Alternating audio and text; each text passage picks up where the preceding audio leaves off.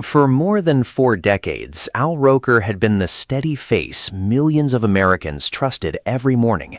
Rainstorms, blizzards, hurricanes, he delivered every forecast with warmth, humor, and the comforting confidence of someone who always seemed unshakable.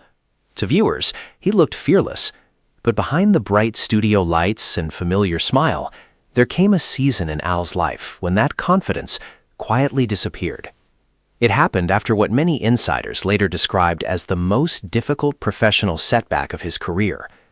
During a particularly chaotic broadcast period filled with technical failures, scheduling changes, and relentless public scrutiny, Al began doubting himself in ways he never had before.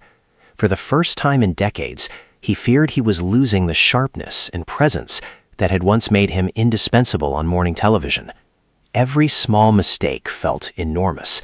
Every critical headline lingered in his mind long after the camera stopped rolling. At home, he became quieter. Friends noticed he no longer laughed as easily.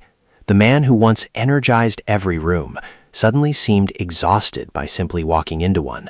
What hurt most was not the criticism itself.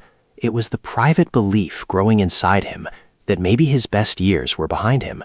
In television, especially for personalities who age in front of the public, that fear can become overwhelming. Al reportedly spent long evenings sitting silently in his apartment, replaying broadcasts in his mind, and wondering whether audiences still saw the same dependable figure they once admired. Yet during those difficult months, one person refused to let him disappear into self-doubt: his wife, Deborah Roberts. Deborah understood the emotional weight of public life because she had lived it herself. But instead of offering dramatic speeches or empty reassurance, she did something much more powerful. She reminded Al who he was when the cameras were off. She encouraged him to stop measuring his worth by ratings, applause, or headlines. According to people close to the couple, Deborah often told him that the reason audiences loved him was never perfection. It was authenticity. She reminded him that viewers trusted him because he felt human, approachable, and real during both triumphs and difficult moments. Slowly, those conversations began changing the way Al saw himself. Rather than trying to recreate the younger broadcaster he once had been, he started embracing the wisdom and emotional honesty that came with age and experience. Instead of hiding from vulnerability, he leaned into it. Colleagues later noticed a subtle transformation. Al became calmer on set, more reflective, more open. The pressure to prove himself slowly faded, replaced by a deeper confidence rooted not in flawless performance, but in resilience. One producer reportedly said that after the setback, Al somehow became even more relatable to audiences because people could sense the humanity behind his smile. Around that same period, he also began prioritizing parts of life he had once pushed aside during the relentless pace of television. He spent more quiet evenings with Deborah, reconnected with old friends, and rediscovered routines that grounded him emotionally. Morning walks, family dinners, simple conversations. Those moments helped rebuild the inner stability fame had gradually worn down over the years. And perhaps most importantly, Al stopped seeing vulnerability as weakness.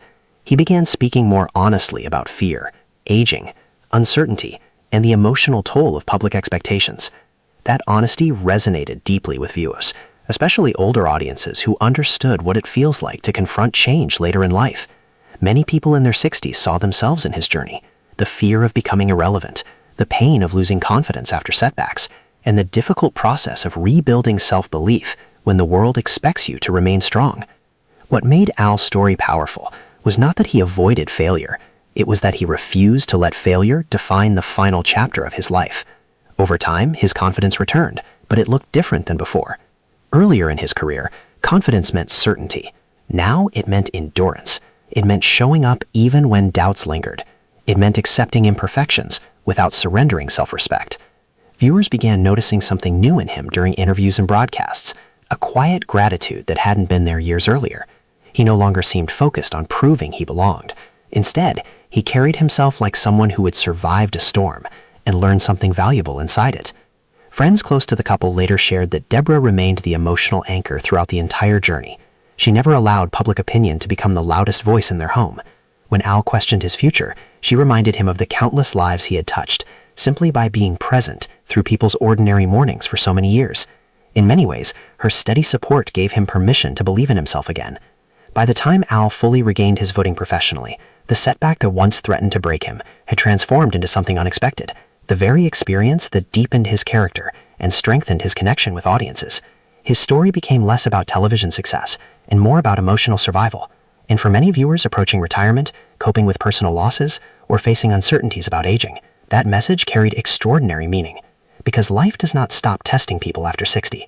Confidence can still crack, dreams can still feel fragile, but Al Roker's journey quietly reminded people that dignity is not found in never falling.